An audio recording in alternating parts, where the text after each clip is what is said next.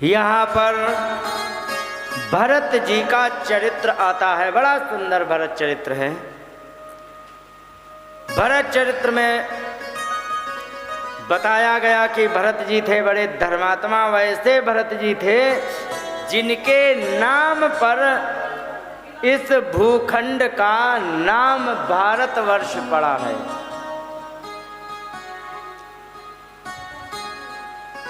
उन्हीं के नाम से इसे भारतवर्ष कहते हैं। तो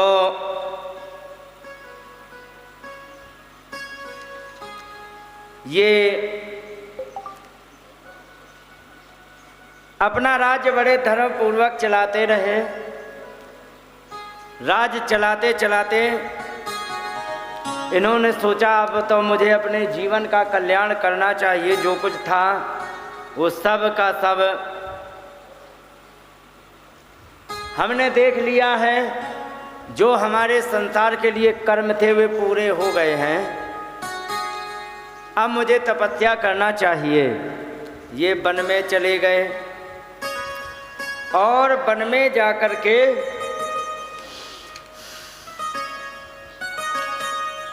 तपस्या करने लगे। तपस्या करते करते एक दिन की बात,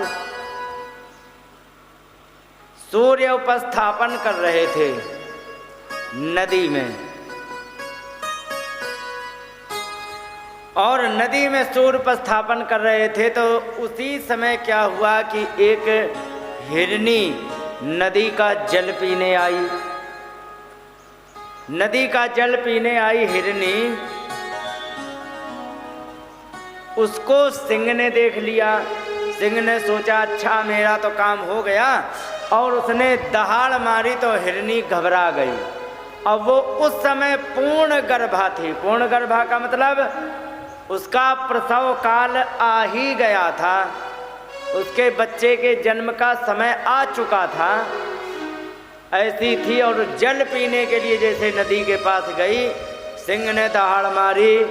सिंह ने दहाड़ मारने पर परिणाम ये हुआ कि हिरनी बहुत भयंकर रूप से घबरा गई। और जब हिरनी तेज घबराई तो उसने नदी में छलांग लगा दी। घबराहट के कारण और छलांग लगाने के कारण उसका जो गर्भ का जो जन्म होने वाला था वो उसी समय उसके गर्भ का जन्म हो गया। और वो आगे एक दो बार और कूदी तो वो जल के भंवर में फंस करके डूब के मर गई। और जो बच्चा था वो पहले ही गिर गया। वो बहते बहते भरत जी के पास आ गया। भरत जी ने देखा कि अरे राम राम राम राम, बिल्कुल अभी का जन्मा हुआ बच्चा है, इसकी रक्षा होनी चाहिए। माता तो हमारे सामने मर गई है, इसकी कम से कम हम इसी की रक्षा करें। तो उसको धो के साफ करके नदी में और ये बाहर लेके गए। और बाहर ले जा करके इनकी अच्छी तरह से जैसे तैसे सेवा की। और सेवा करते करते वो हिरण का बच्चा जीवित हो गया, उसका पालन हो गया। और महात्मा उसे पालते रहे तो महात्मा को ही अपनी मम्मी और पापा सब समझने लगा। एक बार बताएं, ये जो छोटे छोटे जीव होते हैं ना, इनमें इंसानों से भी ज़्यादा प्रेम होता है। कुत्ते को ही देख लो, जिसको प्रेम होता है ना तो इतना प्रेम उसके अंदर आ जाता है कि हाथ पैर झटपटाता है, कोई कोई करेगा, तुम्हें चाटेगा, धक्के मारेगा। क्यों? क्योंकि उसका प्रेम का इतना प्रवाह उसके अंदर आ चुका है। और जब थोड़ी देर कोई कोई करके धक्का दे करके तब उसका थोड़ा शांत हो जाता, सो चुपके से बैठ जाएगा। देखा ऐसा? हम तो भुक्तभोगी हैं भाई। हिरण के भी बच्चे में, चाहे बकरी का बच्चा हो, हिरण का बच्चा हो, गाय का बच्चा, चाहे गाय हो, इनमें यही होता है, प्रेम बहुत होता है, समझदारी भी बहुत होती है। तो जब थोड़ा बड़ा हो गया, एक आध महीने का, तो ये बैठ करके माला जपे, धीरे धीरे माला जपते रहें। वो धीरे से चुपके से आए और गोद में बैठ जाए। महात्मा को बड़ा अच्छा लगा, हा जैसे पोता ही आके बैठ गया हो गोद में। थोड़ा और बड़ा हुआ तो थोड़ा और बड़ा होने पर वो जो बच्चा है वो धीरे से आए, कहीं पीठ की तरफ बैठ जाए, लेकिन चिपक के बैठे। इन जानवरों में ये विशेषता होती है, जो भी जीव तुमसे प्रेम करेगा ना तो बैठेगा भी तो तुम्हारे बिल्कुल चिपक के बैठेगा, क्योंकि उसको छूने से बड़ा अच्छा लगता है। वो इनके बिल्कुल चिपक के बैठे और धीरे धीरे धीरे धीरे कभी कान में सूंघने लगे, फुर्र फुर्र करें। महात्मा को बड़ा अच्छा लगे। आपने देखा होगा बकरी करी का बच्चा हो तो कान में जब सूंघता है तो हवा आती है, बिल्ली का भी तो ऐसे ही करते, तो ऐसे ही वो करें। तो परिणाम क्या निकला कि वो उसी में उनका सारा ध्यान चला जाए। कभी छोटी छोटी उगती हुई मुलायम मुलायम सींगें वे जब उनसे लेके कुरेदने लगे तब उनको बड़ा आनंद आए। तो आनंद आने के कारण उनका जो तपस्या करने का, पूजा भजन भाव करने का जो समय था धीरे धीरे धीरे धीरे कम होने लगा। और एक बात बता दें, जीव की एक प्रवृत्ति सबकी होती है कि अगर जो कोई ज़्यादा व्यस्तता है तो सारे काम कर लेगा, पूजा में ही कटौती करेगा। करेगा कि नहीं? हाँ। अच्छा एक बात बताओ, तुम्हारे लाला का हो रहा हो ब्याह, तुम रोज वैसे पूजा करती हैं, लगभग आधा घंटा पौन घंटा घंटा भर लग जाता है, लेकिन जिस दिन लाला का ब्याह हो उस दिन ज़्यादा व्यस्तता होने के कारण सबसे ज़्यादा कटौती किसमें करोगी? हाँ, कि उन्होंने जल्दी से जगा दी वो क्या बत्ती और धीरे धीरे होम जय जगदीश हरे भक्तजनों के संकट क्षण में दूर करे। जय हो प्रभु, जय हो महाराज, जय हो महाराज, गलती क्षमा करना, आज हमारे पास बहुत समय है। और ऐसा करके और बस हो गया। होता है कि नहीं? यही होता है। जब उनका मन लगने लगा संसार में उस बच्चे की तरफ, उधर से लाइन कटने लग गई। जो 8 घंटा पूजा करते थे 7:30 हो गया, 7:30 से 7 हो गया, 7 से 6 हो गया, 6 से धीरे धीरे आधा घंटा बचा। और ऐसे करते करते आगे चलते ही गए तो वो भी समाप्त हो गया।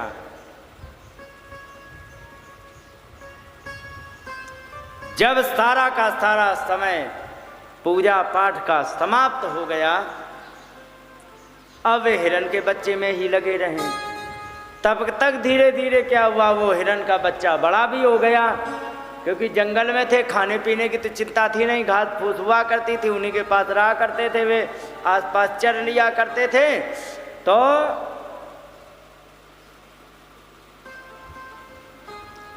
वे हिरण में इतने उलझ गए कि उनकी सारे तपस्या भजन भाव सब करने का समय उसी में देने लग गए। और वे एक बात भूल गए कि जब हम चले थे तब हमारे जीवन की गारंटी समाप्त हो चुकी थी और धीरे धीरे यहाँ पर समय व्यतीत करता जा रहा हूँ। हमारे जीवन का जो समय है उस समाप्त होने की स्थिति में है, इस बात को वो भूल गए। हिरण के बच्चे में लगे रहे। एक दिन की बात, हिरण का झुंड आया महात्मा की कुटिया में और अपने जात बरादरी वालों को देख करके हिरण उसी के झुंड में वो चला गया। जब वो हिरण चला गया, अब ये बड़े परेशान, हे भगवान कहाँ गया होगा, वो तो कुछ जानता ही नहीं है। शेर आ गया तो वो अपनी रक्षा करना भी नहीं जानता है, कैसे जिंदगी कट रही होगी, कितना दुखी होगा, कितना दुखी होगा। और वो सोचते सोचते उनका अंत हो गया। अंत हो गया का मतलब अवस्था हो ही गई थी और वे भगवान के यहाँ पधार गए। जब वे भगवान के यहाँ पधार गए तो मृग के याद में जब मरे तो वे अंत में मृग बन गए। जिस व्यक्ति ने भी गीता पढ़ी होगी, किसी ने पढ़ी है गीता? एक आध ने, किसी आपने पढ़ी है? 8वें अध्याय में देखना, ठीक है। एक बात कही गई है, कहते हैं कि यम यम वापि स्मरण भावम त्यजत्यन्ते कलेवरम। जो जो व्यक्ति जिस जिस भावना का स्मरण करते हुए अपना शरीर छोड़ता है तो तम तम एव एति, वो उसी में जा करके पहुंच जाता है। सदा तद्भाव भावितः, उसकी भावना में ही डूबे रहने के कारण वो उसी को बन जाता है। तो जड़ भरत जी क्या बन गए अगले जन्म में? मृग। एक बात बता माता जी, सोच के, भरत जी ने मृग पाला, हिरण पाला, तो ये हिरण बन गए, ठीक है। अच्छा ये बताओ, जो व्यक्ति कुत्ता पालते हैं वे क्या बनेंगे? हैं?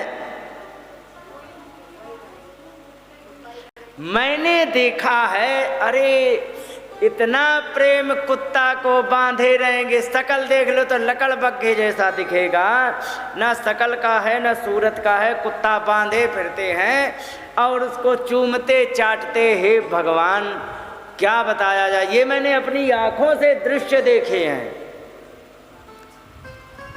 और देखे कहाँ? शहरों में। हाँ, शहरों में नई नई लड़कियां कार पर बैठाएंगी कुत्ते को और उसे कहते अरे अरे हटाओ ये कुत्ते को, ए कुत्ता मत कहना, ये मेरा टोमी है। अरे राम राम राम, कुत्ता नहीं तो क्या पंडित जी कहें कि जय हो पंडित जी, क्या कहें? विचित्र विचित्र व्यक्ति इस संसार में पड़े हैं।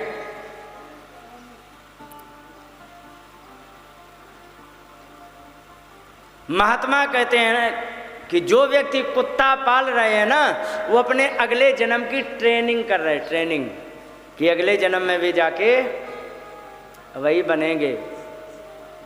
कोई बात नहीं,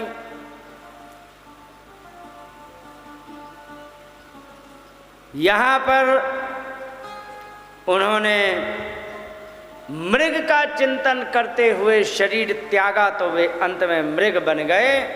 अब वे मृग के शरीर में आके बड़ा पछताएं, हे भगवान, मैं तो भरत नाम से विख्यात था और इतना धर्म पूर्वक राज चलाया, मुझे पूरा विश्व जानता था, मैंने बहुत अच्छी तपस्या की और अंत में मेरा पतन हो गया क्योंकि मैंने मृग को पाल लिया।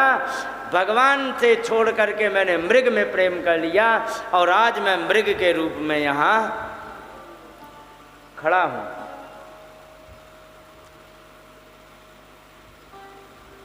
उन्होंने सोचा कि कोई बात नहीं, भरत के शरीर में यदि मैंने तपस्या नहीं कर पाए कोई बात नहीं, लेकिन अब हमें शरीर जो भी मिला है अब इसी शरीर से तपस्या करेंगे।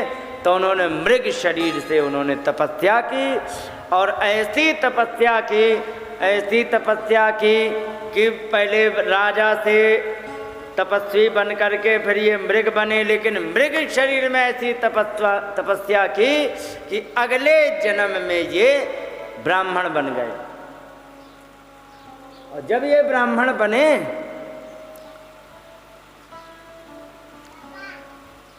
अब ये बड़े सावधान, अब तो हमें किसी भी चीज में फंसना नहीं है।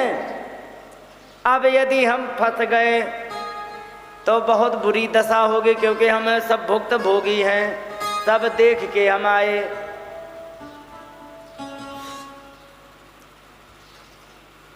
क्या हुआ,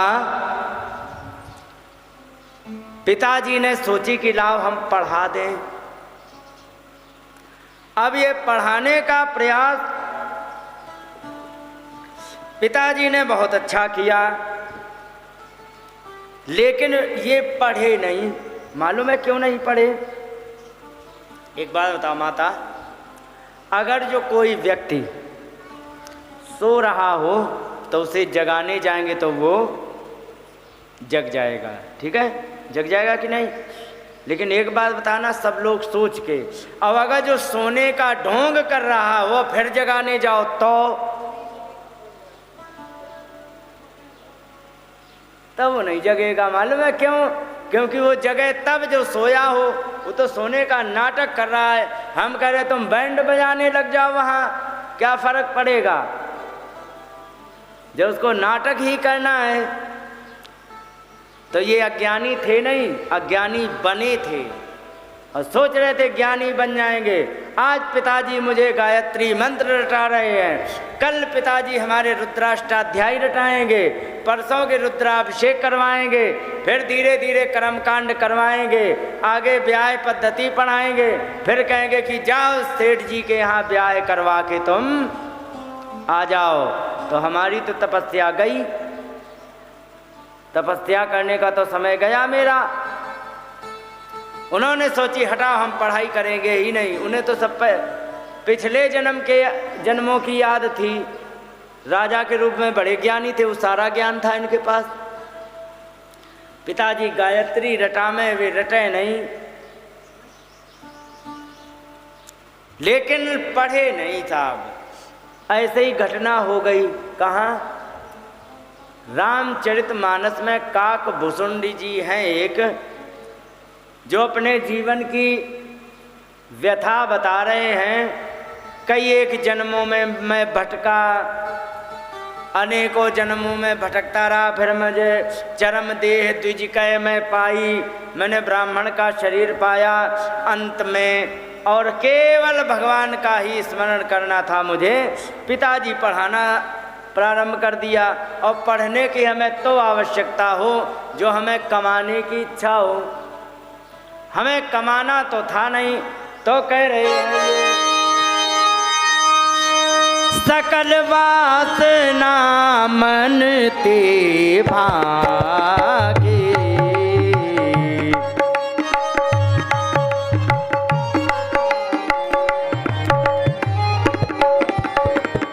केवल राम चरण ले लागे।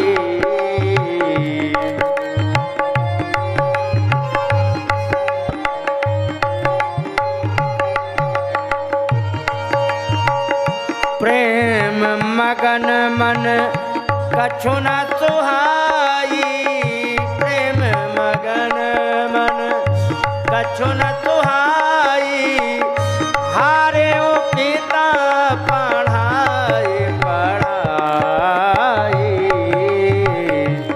हारे ओ पिता पढ़ाई पढ़ाई।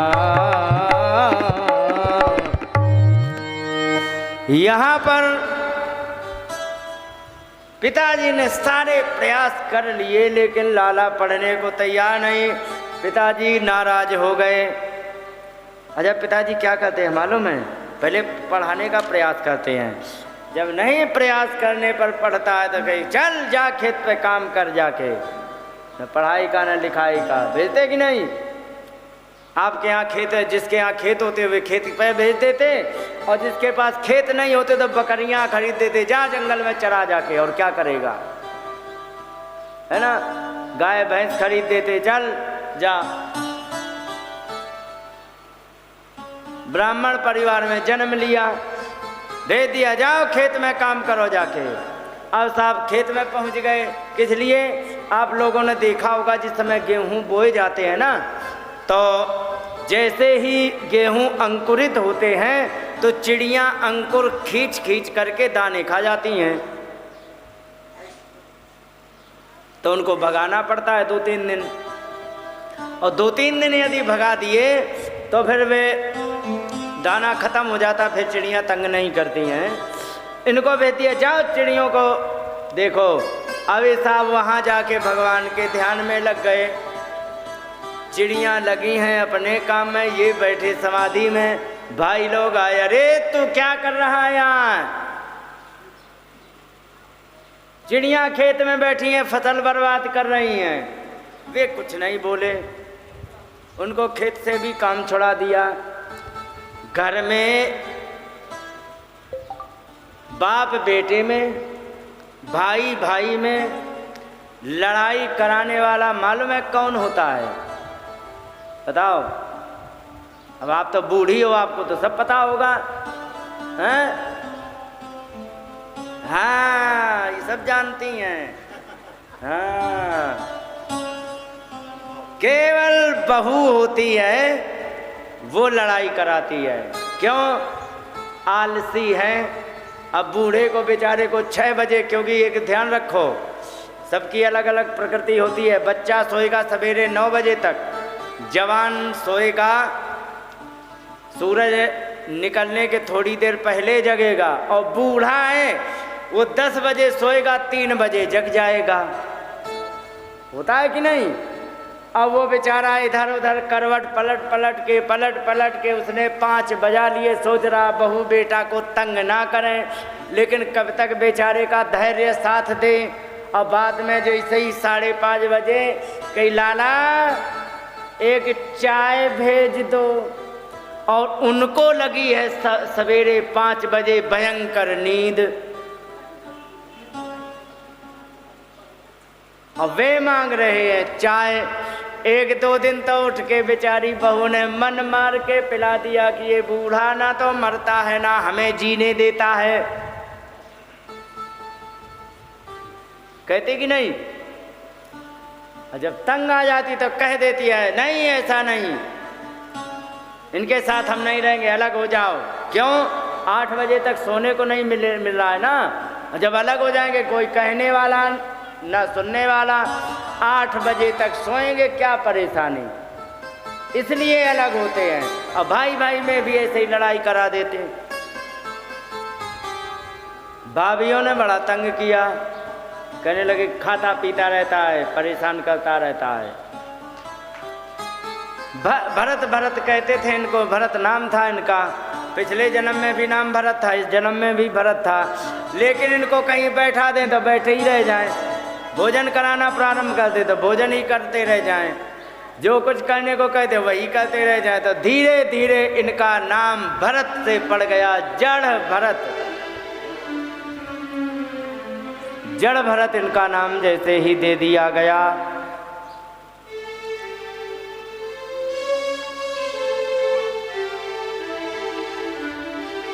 घर वालों ने कहा कि जाओ तुम्हें जो करना हो तो करो। अब उनको लोग बेगार करवाने लग गए। ए भरत जी इधर आओ, हाँ ये काम करवा दो, फिर हम तुम्हें भोजन करवाएंगे।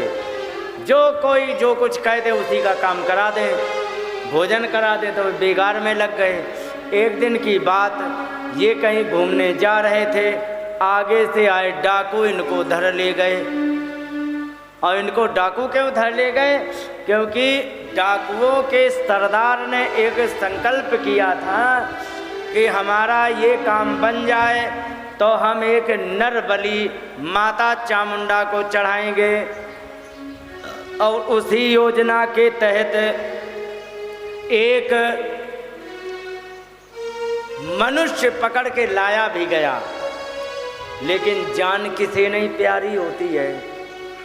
जान बचाने के चक्कर में वो किसी न किसी जुगाड़ तिकड़म से वो छूट गया और भाग गया, इन्हें पता नहीं लगा। अब डाकुओं ने सोचा, हे भगवान, सरदार जी ने कहा था कि इसकी रक्षा करनी है, हमें इसकी बलि चढ़ानी है, और ये छूट गया।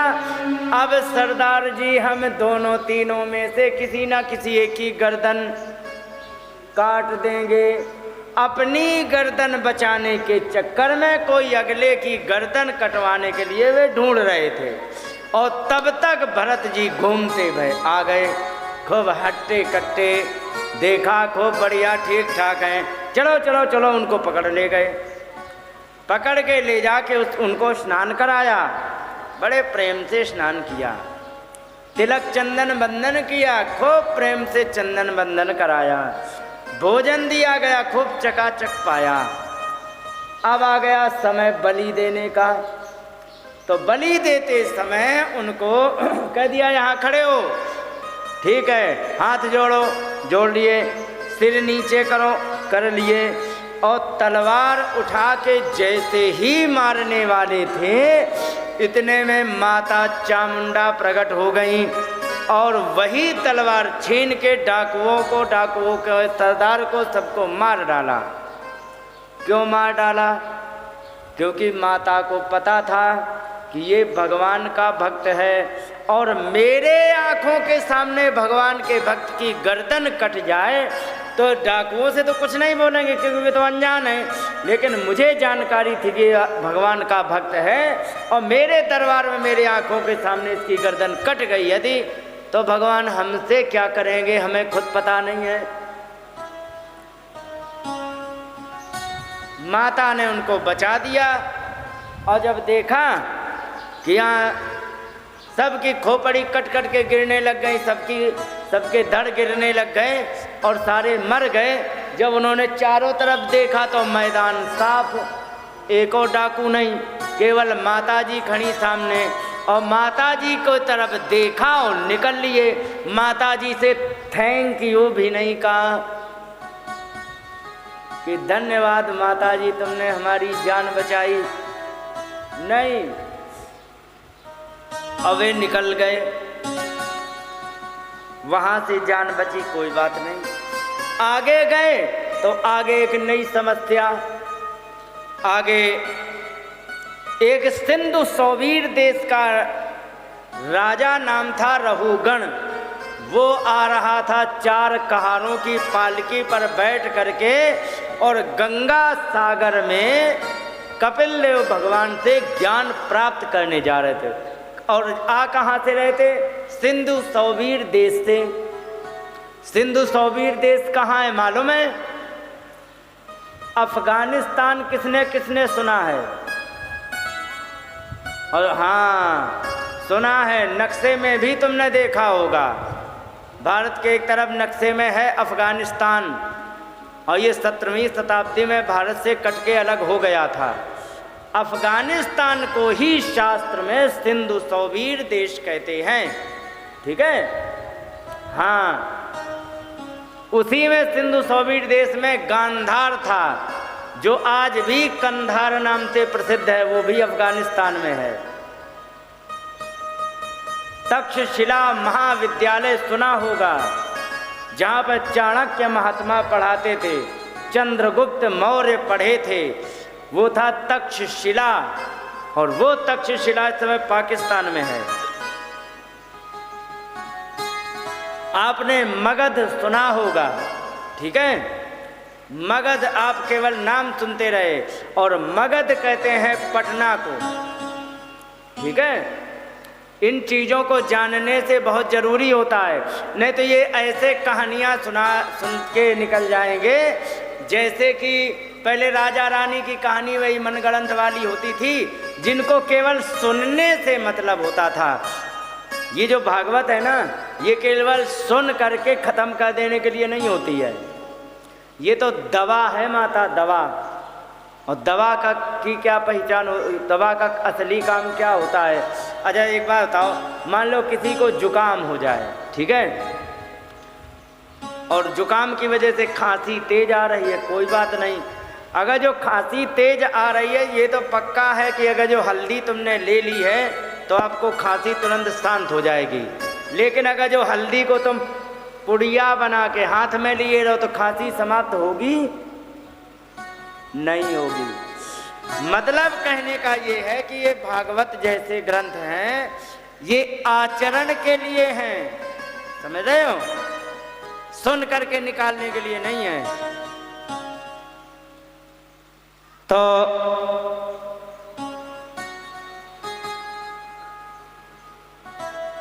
सिंधु सौवीर देश के राजा रहुगण ये जा रहे थे।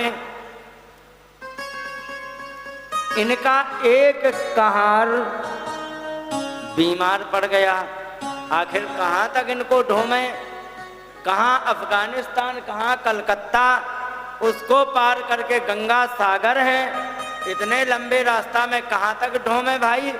हम कह रहे 1 किलो वजन जिस समय होता है और 2 किलोमीटर पैदल चलना पड़े तो 1 किलो वजन कितना तकलीफ देता है।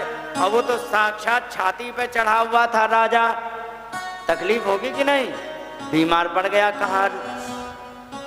कहारों ने किसी पेड़ के नीचे पालकी रख दी, कहीं महाराज एक कहार बीमार हो गया है, ये नहीं चल सकता है। उन्होंने कहा तो फिर क्या करना है, करना क्या, दूसरे कहार की व्यवस्था करनी पड़ेगी, जाओ करके लाओ।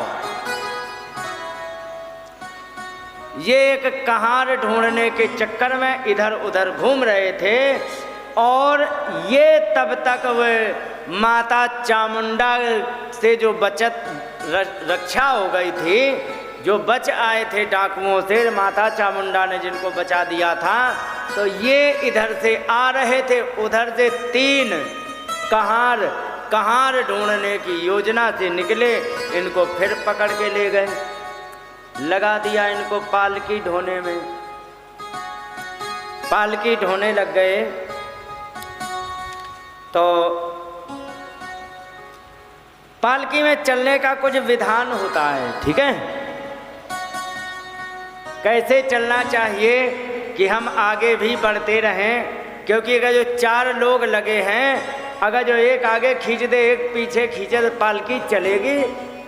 ऐसे चलना पड़ता है कि चारों आगे की तरफ एक साथ पैर बढ़ाएं, ठीक है, तो एक जैसी चलेगी।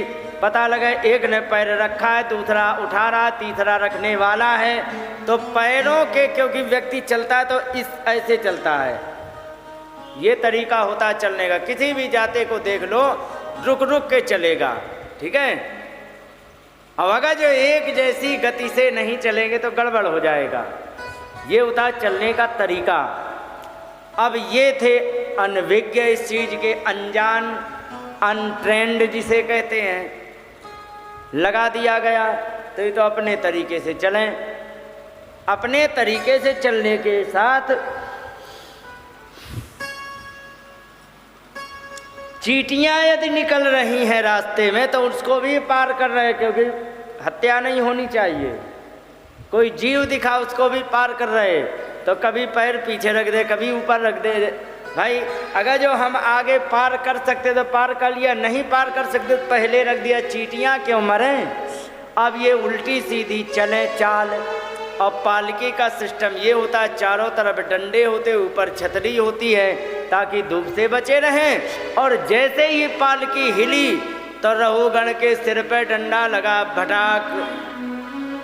और जो इस सिर पे डंडा लगा तो कहा कि अरे कहारो, तुम ठीक से चलो, मेरे सिर में डंडा लग रहा है, ठीक है, कोई बात नहीं। 2-3 बार लग गया, राजा को आ गया क्रोध, कहने लगा तुम ठीक से क्यों नहीं चल रहे हो। कहारों ने निवेदन किया, महाराज हम बिल्कुल ठीक चल रहे, लेकिन नया कहार जो लेके आए हैं वो अनाड़ी है, वो चलना नहीं जानता है, वो गड़बड़ कर रहा है। उनको भी डांट के गए, ठीक से चल, मेरे सिर में डंडा लग रहा है। ठीक है महाराज, फिर धरली पालकी चलने लग गए। हाँ कर देने से क्या होता, वे अपनी चाल में चलते रहे। और जब ये अपनी चाल में चलते रहे तो परिणाम ये हुआ कि एक बार आ गई चींटी की लाइन। पीछे कदम रखते तो गिर सकते हैं, आगे कदम रखते हैं तो बच जाएंगे, और नहीं लंबा नहीं करते हैं तो चींटियों के ऊपर गिरेगा। उन्होंने उछल के आगे जैसे ही कदम रखा, पालकी थोड़ी सी टेढ़ी हुई, भटाक से लगा डंडा, और जो डंडा लगा तो चिल्लाने लगे, अरे क्या किमिदम रे, ये क्या है, तुम जीवोन्मृतोसी, क्या तू जीवित ही मरा हुआ है। माम कदर्थी कृत्य, तू मेरा अपमान करता चला जा रहा है। भर्ती शासनम अतिचरसी, राजा के शासन को तू तिरस्कृत कर रहा है। अभी तू मुझे हल्के में ले रहा है। प्रमत्तस्य, अरे आलसी, तेग चिकित्साम करोमि दंडपाणे रिव जनताया, मैं तेरा अभी इलाज किए देता हूँ। तू मुझे नहीं जानता है, मैं तेरा इलाज कर दूंगा। तो प्रकृतिम स्वाम भजिष्यति, तब तो बिल्कुल ठीक ठीक चलने लग जाएगा। अब भरत जी ने सोचा भाई अब यदि शांत रह गए तो मामला गड़बड़ है। उन्होंने कहा कि आपने बिल्कुल ठीक कहा है, भले ही व्यंग करने में आपने कहा है। आप कह रहे हो कि मैं ढोने वाला हूँ, आप राजा हैं, आप ये हैं, मैं मोटा हूँ कि पतला हूँ। पहले तो बड़ा व्यंग किया, अरे रे रे रे राम राम राम राम, कितना कमजोर है राजा कह रहे, क्योंकि मोटे ताजे थे, खिल्ली उड़ानी थी। कह रहे अरे राम राम कितना कमजोर है ये, मैं तुझे अभी ठीक कर दूंगा। तो भरत जी ने कहा सुनो महाराज, मोटा होना, पतला होना, बूढ़ा होना, जवान होना, बालक होना, वृद्ध होना, मर जाना, ये सब का सब शरीर से जुड़ा होता है। आत्मा का इससे कोई लेना देना होता ही नहीं है।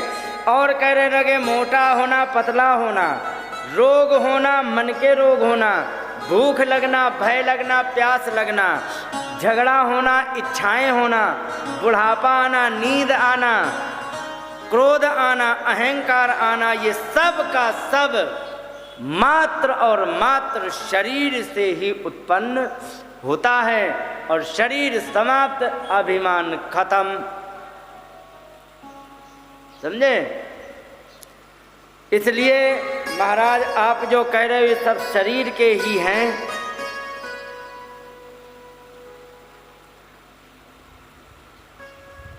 और इसी शरीर के अंदर आत्मा बैठी हुई है। और जिस आत्मा में कभी बुढ़ापा, जवानी, भूख, प्यास कुछ लगता नहीं है। छोड़ो ये ज्ञान की बातें, मैं क्या कहूँ। अब जो भी आप कह रहे हो का ईश्वरा का किमि ईशितव्य, इस संसार में कौन राजा है और कौन प्रजा है, ये सब के सब ईश्वर के रचे हुए तमाशा चल रहे हैं, नाटक। ठीक है, फिर भी छोड़ो महाराज, तथापि राजन कवर करवा में किमते, फिर भी बताओ हम तुम्हारी क्या आज्ञा का पालन करें। संसार में बड़ा हो रहा है, छोटा हो रहा है, जो कुछ हो रहा है ये सब का सब केवल और केवल व्यवहार को अच्छी तरह चलाने के लिए है। ठीक है, और कुछ नहीं है। अच्छा ये बताओ इस समय के प्रधानमंत्री कौन है? मोदी जी। ईमानदारी से बताओ, अगर जो मोदी जी का भी ऑपरेशन किया जाए और एक रिक्शे चलाने वाले का भी ऑपरेशन किया जाए तो क्या मोदी के अंदर डबल आंतें मिलेंगी क्या? या उनका हार्ट डबल होंगे या किडनी 4 होंगी? सब का सब वही है। ठीक है, लेकिन किसी को जिम्मेदारी दे दी है भगवान ने कि तुम इन पर शासन करो और शासन व्यवस्था से सबकी रक्षा करो। ये केवल जिम्मेदारियां दी गई हैं, वो भी इसलिए जिससे कि ये संसार का व्यवहार अच्छी तरह चले। अगर जो राजा ना हो ना तो मालूम है चोर बदमाश इतने हो जाएं कि जो ईमानदार व्यक्ति है वो भी चोरी बदमाशी पे उतर आएगा। क्यों?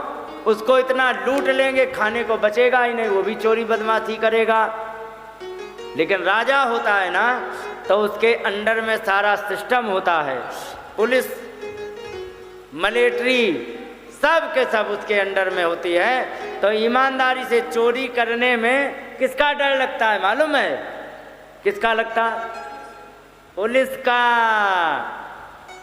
क्योंकि वो राजा के अधीन है और राजा के आदेश से वे कर्मचारी पकड़ ले जाएंगे। फिर क्या सेवा करते हैं वो तो वही जाने जिसने ये दिन देखे हों। तुमने देखे हैं?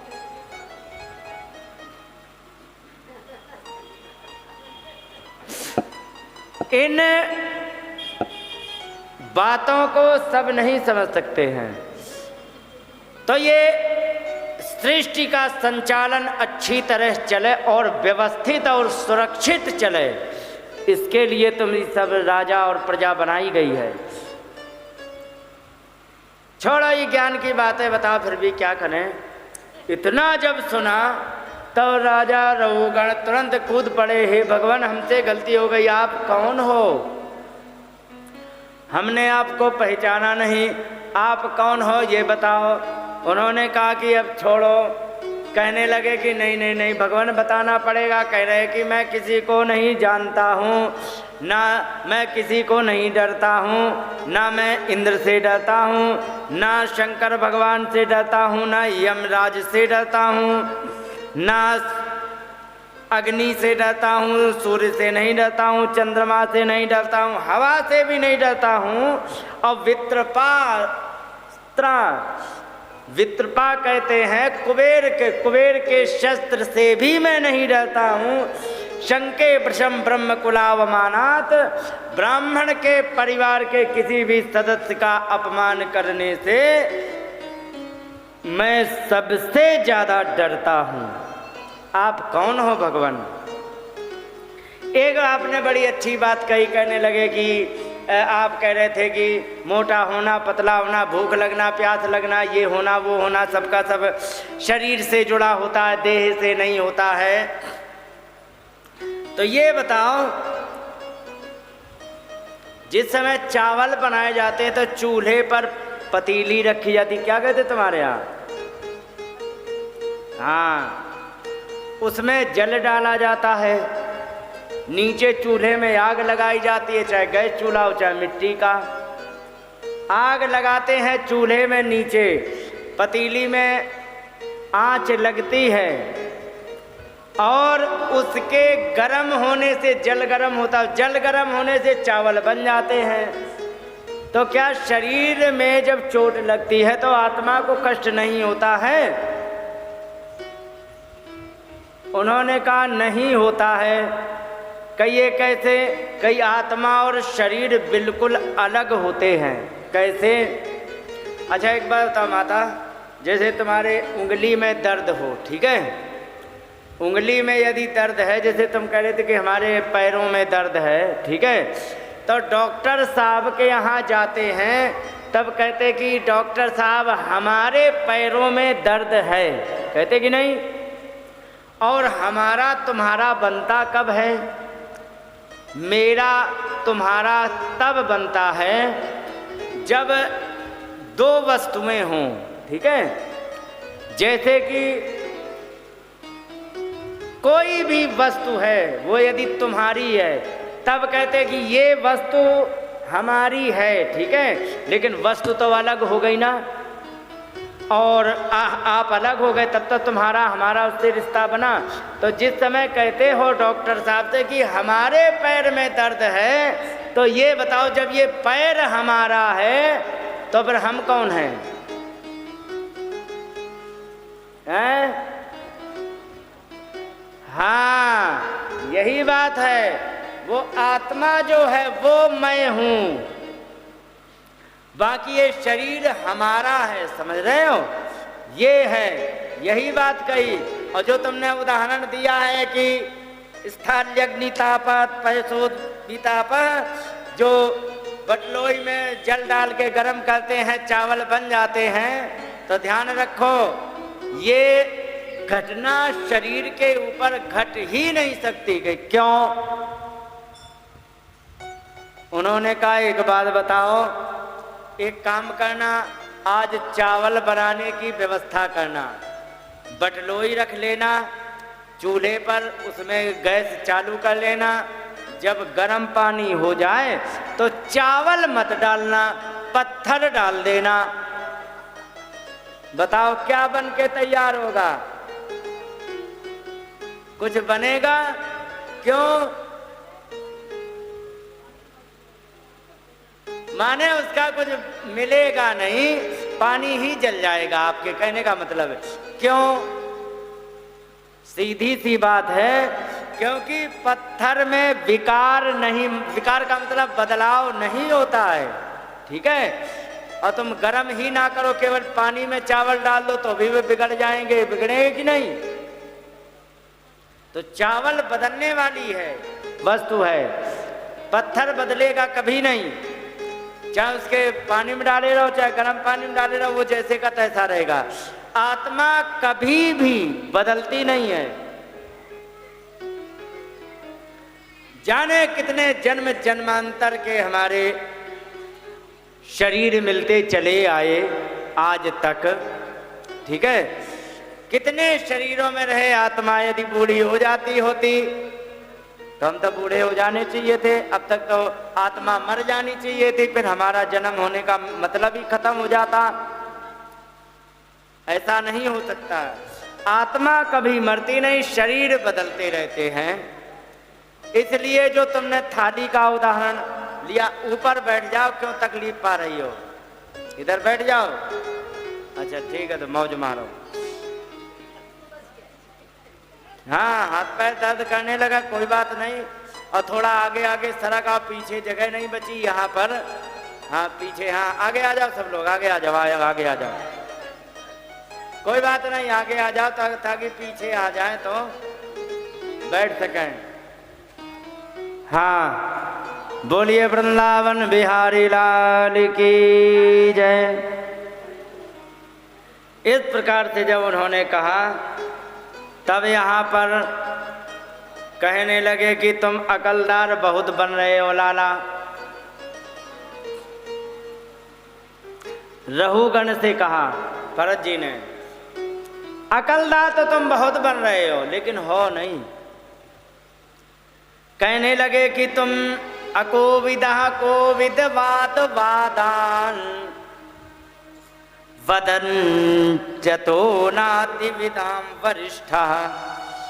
बातें तो बड़ी लंबी लंबी कर रहे हो ज्ञानियों की जैसी, लेकिन ज्ञानी हो नहीं। श्री राधे, ज्ञानी तुम हो नहीं, ज्ञानियों के जैसी बात कर रहे हो। इसलिए जो तुम इस बात को कह रहे हो तो न सूर्यो ही व्यवहार एनम, ज्ञानी व्यक्ति के लिए ये व्यवहार कभी नहीं घटेगा, पतीली चावल वाला, समझे। इसलिए इसके लिए तत्व ज्ञान होना तुम्हारे लिए आवश्यक है। एक प्रकार से जब उन्होंने बताया,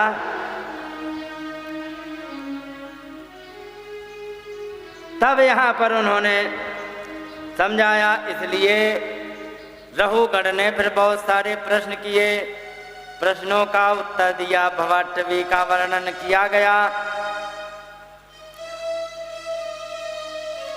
भवाटवी का वर्णन करने के पश्चात फिर इन्होंने भवाटवी का स्पष्टीकरण किया।